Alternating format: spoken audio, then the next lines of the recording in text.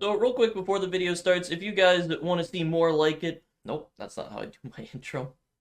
So real quick before the video starts, if you guys enjoy it, remember to leave a like, and if you want to see more content from me, then I'm so sorry. I'm sorry. God, it's been a while. Hi, I'm back. There's a lot of new Third Sacrifice stuff, so I thought I'd make a video talking about some of it. Thought it would be fun, just have a little discussion video. It's been a while since I've even been on the channel. It's been longer since I've done just a sit down and talk about new information video, so I think this should be fun. I had to be in Miners Haven to do the intro, but we're gonna be looking at a spreadsheet for most of this, so, you know, really keeping the visuals interesting here on this one. So before we get into things, to explain things a little bit, we've got the Forbidden Sacrifice item log, which is essentially a big spreadsheet that has every single item in Miners Haven in it, including a whole bunch of confirmed new stuff that we're going to be looking at. So there's a bunch of information to talk about, there's a bunch of different things, we'll go through it as we get to it, but there's a whole bunch of stuff here. There's a lot of new information and things that we've got to talk about, and it goes to show that there's actually a lot happening with Third Sacrifice, I think. There's a lot of progress being made behind the scenes, a lot of good stuff. And that's really exciting to me because for a while I wasn't sure if this was even a real update still. So yeah, there's a lot of stuff happening, there's stuff going on, so that's big stuff. Big progress. Anyway, enough yapping on. Let's just actually talk about the spreadsheet. Now, we're not going to spend a lot of time on stuff that isn't new content, but I do want to briefly go through it. Everything in the spreadsheet that's red is stuff that's going to be replaced. So these are items that are going to be replaced by entirely new items taking up their spot. We have no idea what those items are going to be, but you can see just random shop stuff. These walls are going to be replaced. You've got a couple more walls. I think the wall stuff is actually stuff that got confirmed a while ago. There was a third sack leak that was just like, hey, we're redoing walls, guys. Yeah, just a bunch of the random useless stuff, some decorations. This is an item here that is being retired. All of the dark gray items, like the two-layer intersection, are being retired, which means they're still going to be in the game, they're just not going to be obtainable, I believe. Frosterium mine is going. Yeah, none of these are really big losses. Most of the shop items and stuff are staying in the game, so not a big deal. Couple infusers are going, the couple more infusers, couple walls, you know, it's all very similar stuff. And then you get down here, and most of this stuff is staying.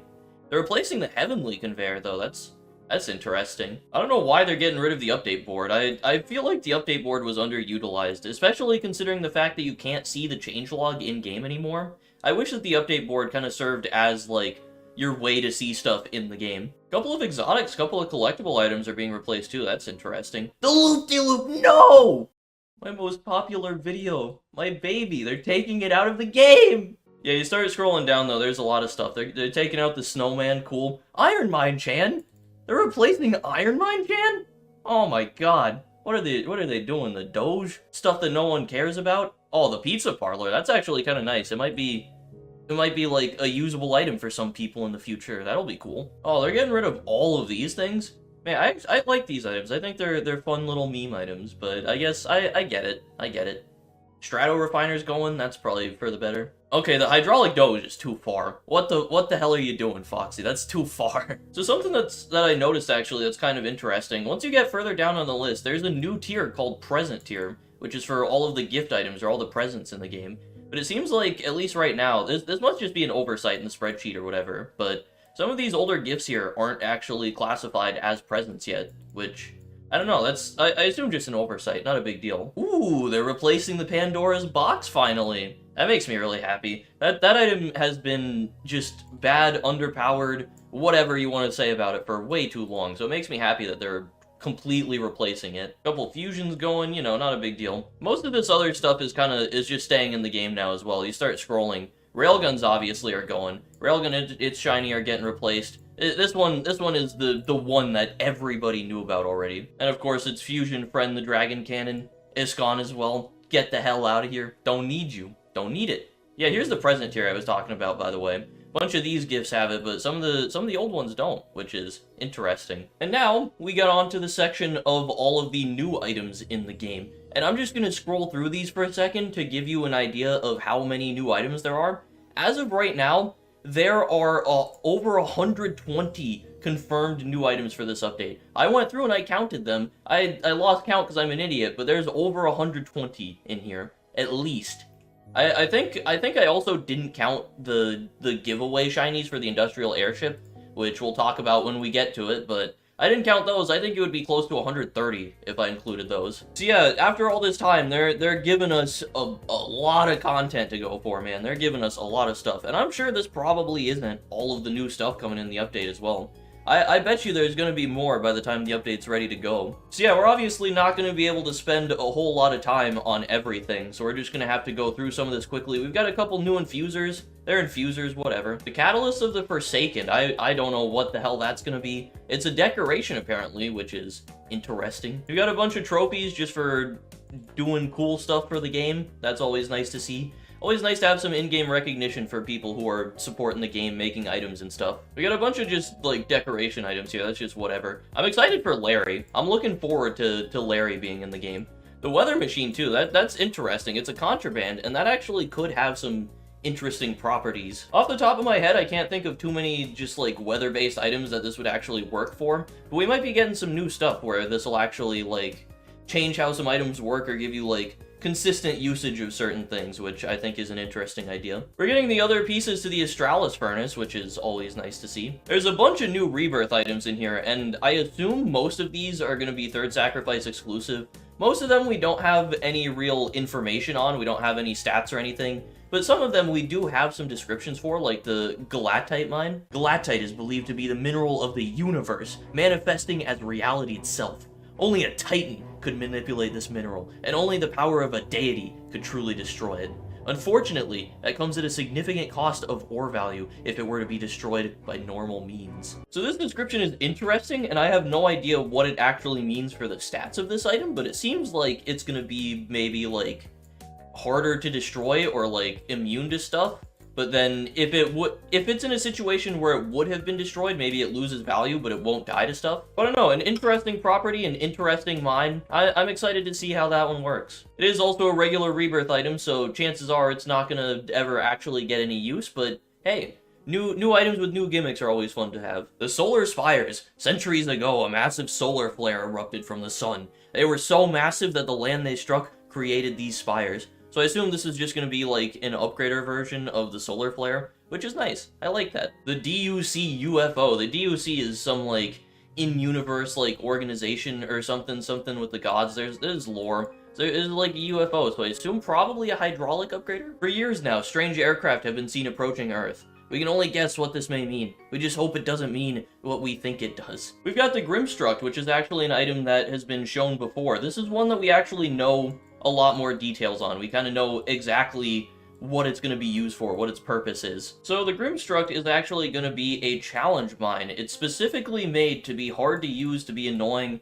but if you use it, I assume if you rebirth or get like centillions with it or something, you're able to get a special item. We don't know what the item's going to be yet, we don't know what the reward is, but I really like this. I really like this idea, where we've got another like Overlord device, or like it's just like an extra challenge, an extra thing to do.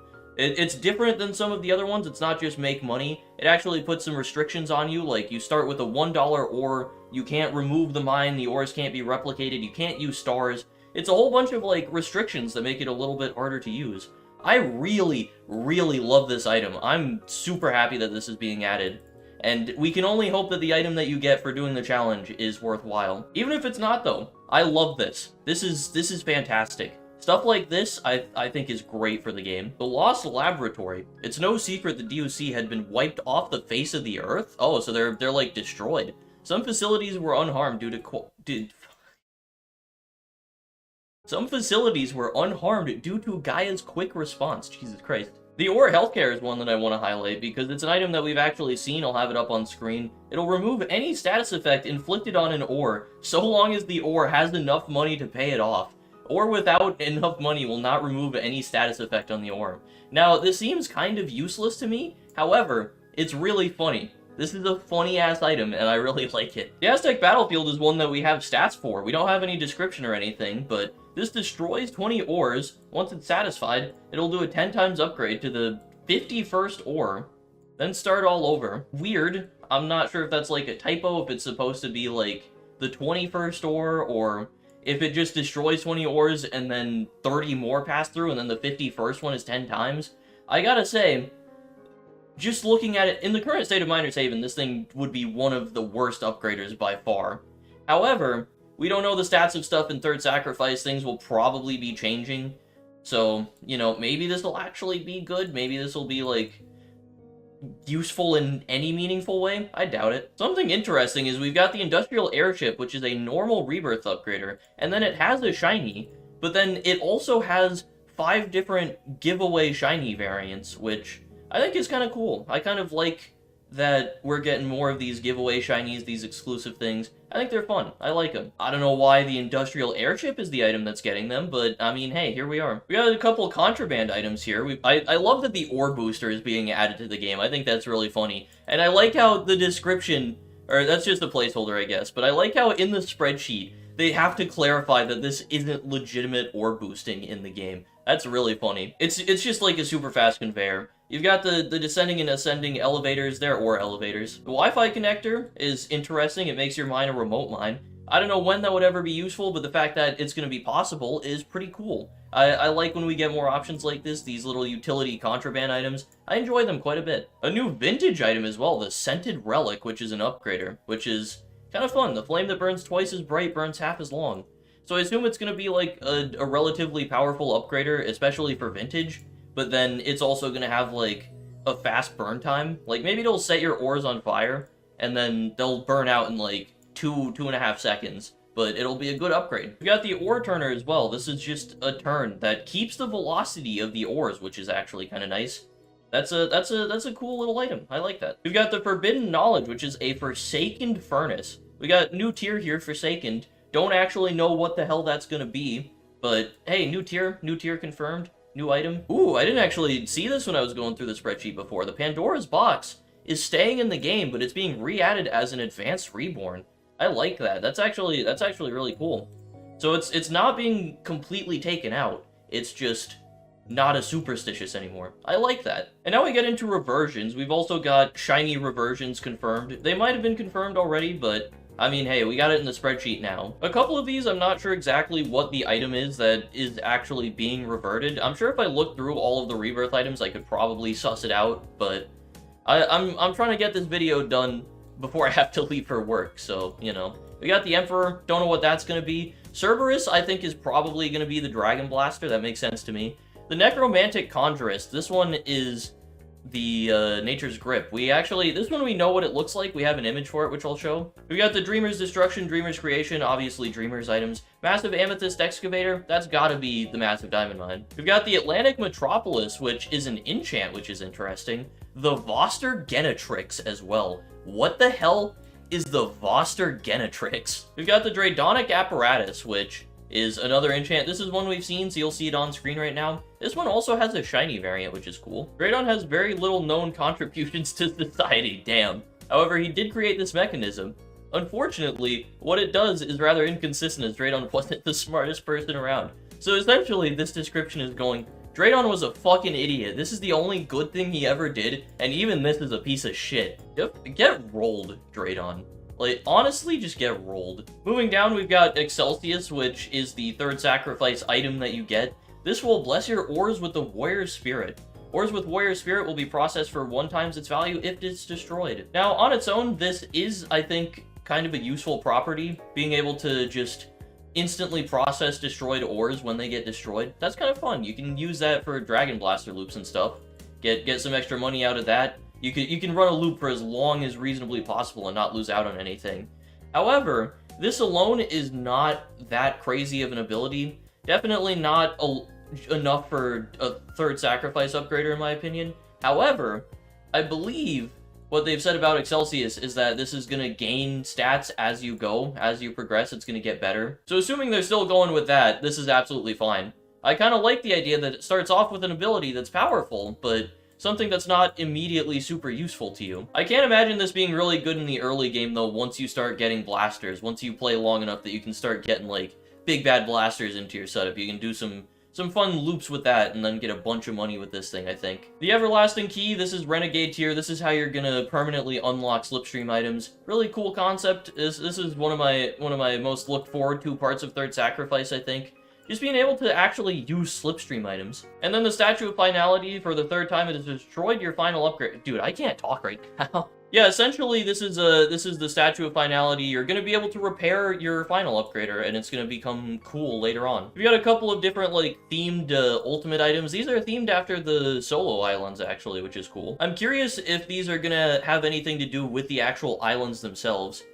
Ooh, maybe it'll be like a tropical breeze situation where if you rebirth with a certain amount on the solo island, then it'll give you the ultimate for that. That would be fun. That could actually be pretty cool. We've got the Chalice of Argus, which talks about the Dreamer in the description, so maybe this is like a pseudo-Dreamer item. We've got the Soul Chamber and the Soul Releaser, which will capture ore that get destroyed by any effect that isn't voided, which is interesting. No void drive ores in this thing. It can't capture ores a second time, because that would be busted if you could just, like, loop the thing effectively. And then you can release the ores, they'll get Cursed Flame. So this works similar to the Warrior Spirit effect, where it's like, you run like a blaster loop or something that would destroy your ores. It would get destroyed, you run it for as long as possible, and then, once it's done, you set the ore free and then send it through your setup. I don't know why this and Excelsios are in the game. I don't know why they have very similar stats. And that's really all I have on this one. I don't have a whole lot else to say on this. It's a little confusing to me. We gotta wait until we know more, I think, or see it in game. We got a Heart of Void ultimate, which is interesting. We got the Conquerors Heirloom. This thing is something that gets passed down from generation to generation. Who knows what it's actually gonna do, but it's an ultimate. This thing is an upgrader, the Boutez Void. Sometimes those patches of darkness aren't just darkness, but are void stars. The universe is a pretty terrifying place, specifically the seemingly empty places. We've got a couple different crown items. We've got the Crown of Knowledge, of Earth, of Joy, of War.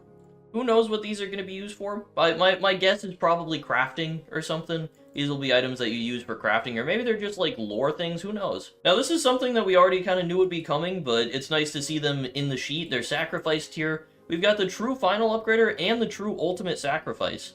So after so many years of not having the ultimate sacrifice, of just having the final upgrader, we're finally going to be able to hold versions of both items, which I really like. I think that's great. Despite everything you've gone through, the final upgrader still accepts you.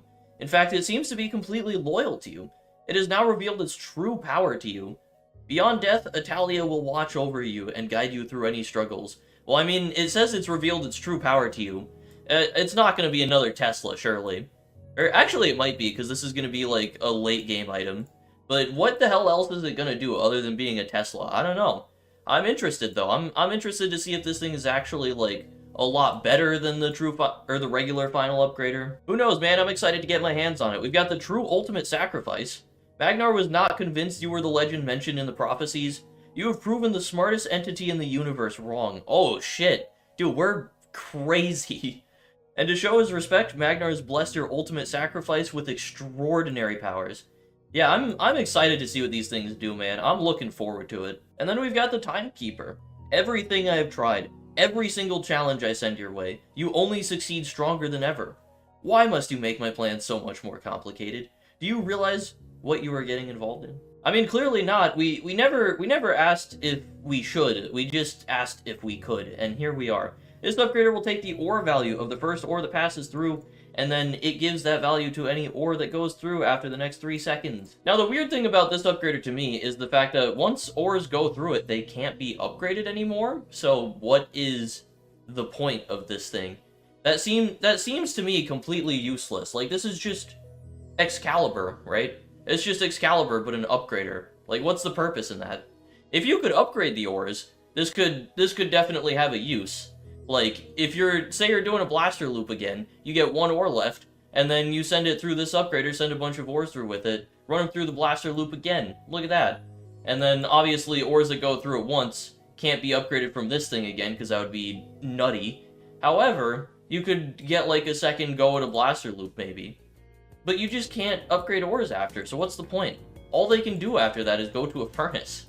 So I don't know, I don't understand the Timekeeper. Hopefully this one gets changed, or my understanding of it gets changed, because maybe it's useful and I don't get it, but I don't get it. So yeah, there is the spreadsheet. There is a lot in here. There was a lot to go over, but yeah, I think this was worth talking about, because this gives us some pretty good insight into Third Sacrifice.